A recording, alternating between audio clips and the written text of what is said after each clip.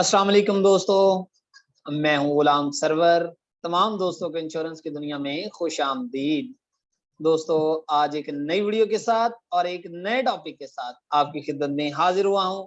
दोस्तों, आज की जो वीडियो है बड़ी ही इंटरेस्टिंग वीडियो है, खास तौर पे ऐसे तमाम दोस्त अहबाब के लिए जो बैरून मुल्क मुकीम और बैरून मुल्क रहते हुए वो पाकिस्तान में state life insurance corporation of Pakistan से इंश्योरेंस पॉलिसी खरीदना चाहते हैं।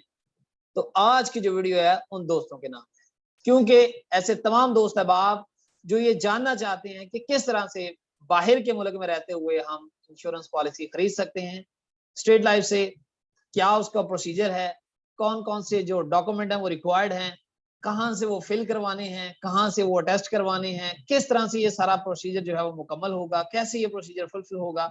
आज की जो वीडियो है वो तमाम दोस्तों के लिए है। तो दोस्तों, आज की वीडियो है उसका आगाज करते हैं, जिसमें मैं आपको ये तमाम चीजों को डिटेल के साथ बताऊंगा।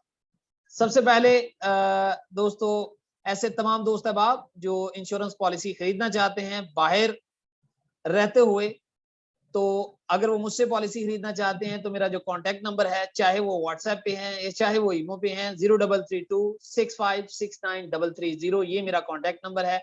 आप मुझसे कभी भी इस नंबर पे कॉल या मैसेज कर सकते हैं। इसके अलावा किसी भी किस्म की इंश्योरेंस के मुतालिक मालूमात अगर आपको चाहिए तो आप मुझसे कांटेक्ट कर सकते हैं। State life insurance policy complete procedure from outside the Pakistan.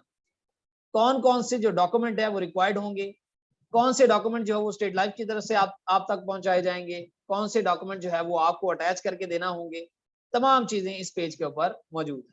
सबसे पहले जो पॉलिसी होल्डर है उसके शनाख्ती कार्ड की कॉपी यानी CNIC कॉपी जो है वो रिक्वायर्ड होगी, जो पॉलिसी होल्डर के एंड से है। इसी तरह से कंप्लीट पासपोर्ट की जो कॉपी है, जिसके ऊपर पाकिस्तान से कब गए या पाकिस्तान में कब आए या पाकिस्तान से एग्जिट या दूसरे मुल्क में एंट्री, ये तमाम चीजें उस पासपोर्ट के ऊपर मेंशन होना चाहिए, जो अल्टीमेटली होंगी पासपोर्ट की कॉपी। इसके अलावा जिस शख्स को भी आप अपनी पॉलिसी के अंदर नामजद वारिस रखना चाहते हैं तो नॉमिनेशन कॉपी अल्टीमेटली उसकी भी रिक्वायर्ड होगी। इसके अलावा ये तीन चीजें ऐसी हैं जो अल्टीमेटली पॉलिसी होल्डर के एंड से होंगी, और इसके अलावा जो बाकी चीजें हैं जो स्टेट लाइफ का नुमाइंदा आप तक पहुंचाएगा, उनमें स्टेट लाइफ के प्रपोजल फॉर्म है। अगर कोई शख्स नॉन मेडिकल कैटेगरी के अंदर फॉल करता है तो अल्टीमेटली वो नॉन मेडिकल फॉर्म जो है उसको फिल करेगा, और ऐसा शख्स जो मेडिकल कैटेगरी में फॉल करता है और बाहर से उसको मेडिकल करवा के देना होगा तो वो फॉर्म मेडिकल वाला फिल करेगा। इसके अलावा कोविड-19 का जो फॉर्म है उसको फिल करना जरूरी है, क्योंकि जब से कोरोना आया है तब से कोविड-19 का जो फॉर्म है वो कंपलसरी हो चुका है, जिसके अंदर कुछ क्वेश्चन पूछे जाते हैं पॉलिसी होल्डर से। आया कि जो करंट सिचुएशन जा रही है इसमें कभी उसको कोरोना हुआ, कोई टेस्ट उसने करवाया, उसके बारे में उससे पूछा जाता है। इसके अलावा करेंसी डिक्लेरेशन फॉर्म जो है, चूंकि पाकिस्तान से बाहर रहते हुए वो इंश्योरेंस खरीद रहा है, चूंकि वो पाकिस्तान से बाहर रहते हुए खरीद रहा है, तो अल्टीमेटली जो वहां पर जो अर्निंग कर रहा है वो पाकिस्तानी रुपये में नहीं कर रहा, लेकिन उसने प्रीमियम जो है वो पाकिस्तानी रुपये में अदा करना है। तो इसका छोटा सा एक डिक्लेरेशन देना होता है कि जी मैं पाकिस्तानी रुपये में ही प्रीमियम जो है अदा करूंगा, तो उसके लिए करेंसी डिक्लेरेशन फॉर्म जो है उसको फिल करना जरूरी है। इसके अलावा एक KYC फॉर्म होता है जो कि जिसके अंदर नो योर कस्टमर इसका मुखफ़फ़ है, जिसमें कस्टमर जो है उसके बारे में कुछ मालूमात जो है उससे हासिल की जाती हैं। इसके अलावा W9 फॉर्म है, ये भी क्लाइंट के लिए है, जो क्लाइंट जिसके अंदर अपने एड्रेस के बारे में या जहां पर भी वो काम कर रहा है उसके बारे में कुछ मालूमात जो है स्टेट लाइफ को फराहम करता है। ऐसे दोस्त अब आप जो अल्टीमेटली थोड़ी सी बड़ी पॉलिसी है या ओवर एज में है, अगर बड़ी पॉलिसी है और वो पॉलिसी खरीदना चाहते हैं स्टेट लाइफ से, तो कुछ फाइनेंशियल एविडेंस भी रिक्वायर्ड होते हैं स्टेट लाइफ को। अगर रिक्वायर्ड हो तो वो bank statement, salary slip, income tax return या वेल्थ स्टेटमेंट जो है वो स्टेट लाइफ को फराहम कर सकते हैं, जिसके बाद उनकी जो पॉलिसी है वो एक्सेप्ट कर ली जाएगी।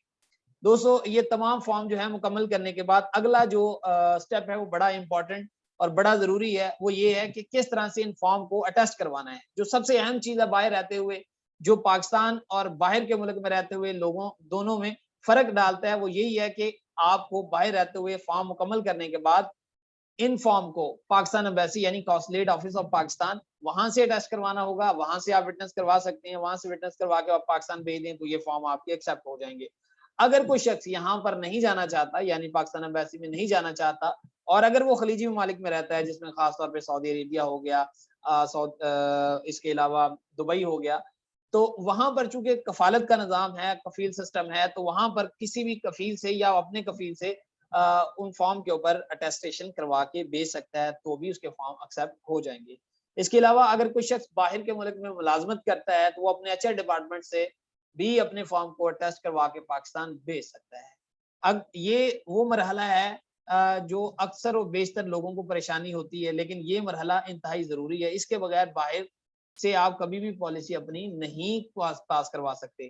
دوستو یہ وہ چیزیں ہیں جس کو جاننا بڑا ضروری تھا۔ اس کے بعد اگلا مرحلہ ان فارم کو پاکستان میں بھیجنا ہے۔ پاکستان میں بھیجنے کے لیے وہ فارم جو ہے آپ کسی بھی کوریئر کمپنی کو دے سکتے ہیں، جو کہ پاکستان الٹیمیٹلی وہ کوریئر کر دے گی۔